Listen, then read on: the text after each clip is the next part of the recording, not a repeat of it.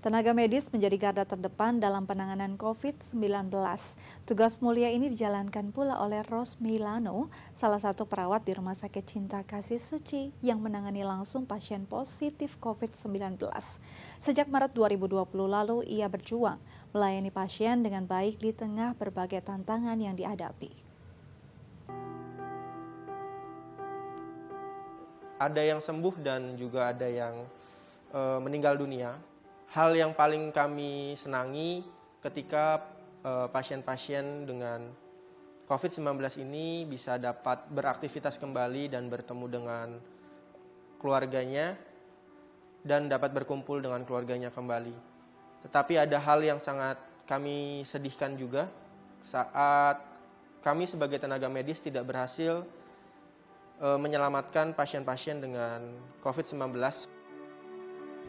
Rose Meilano, atau yang biasa dipanggil Bruder Lano, satu dari 9 perawat di ruang isolasi Rumah Sakit Cinta Kasih Seci. Ia menangani langsung pasien isolasi COVID-19.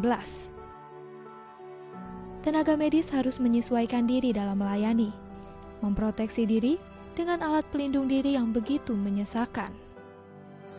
Yang pertama panas, terus susah sulit bernafas karena kita harus menggunakan masker khusus yaitu N95. Kemudian ditambah lagi face shield dan alat pelindung diri lainnya. Itu sangat cukup menguras tenaga dan pikiran juga. Apalagi kita mengurus pasien-pasien dengan observasi ketat, itu butuh pemikiran yang sangat berat. Namun, ada yang lebih membuat hati semakin terpuruk ketika melihat pasien tak berdaya akibat virus corona yang menyerang saluran pernafasan. Yang paling saya cemaskan pada saat waktu itu ketika saya sedang mendampingi seorang pasien yang berusia 24 tahun, masih muda. Selama seminggu dia bertahan hidup dengan sesak nafasnya. Yang kami hanya bisa lakukan hanya memberikan apa yang dia butuhkan, support, dan saya hanya menemani dia pada saat-saat menghadapi sakratul mautnya. Hingga pada akhirnya dia menghembuskan nafas terakhirnya. Dari situ saya merasa sedih dan kecewa karena saya tidak bisa berbuat apa-apa. Kesedihan semakin menggebu ketika ia mengalami perlakuan negatif dari masyarakat sekitar karena profesinya sebagai tenaga kesehatan. Karena saya waktu itu sempat ingin pulang ke rumah. Dan ada beberapa warga juga yang mengatakan bahwa untuk saat ini sementara tidak diperbolehkan untuk pulang ke rumah karena mereka juga takut terpapar. Dari situ saya memahami kekhawatiran mereka. Jangankan mereka, kami pun khawatir sebagai tenaga medis yang merawat langsung secara langsung. Kami juga khawatir. Namun komitmennya sebagai seorang perawat harus terus diperjuangkan. Tulus merawat dan memberikan yang terbaik. Niatnya baik, semoga balasannya juga baik dan memang harus memanusiakan manusia juga. Kalau misalkan tidak ada kita, siapa lagi yang merawat pasien-pasien COVID-19? Keluarganya pun khawatir, namun support menjadi salah satu hal yang dapat menguatkan.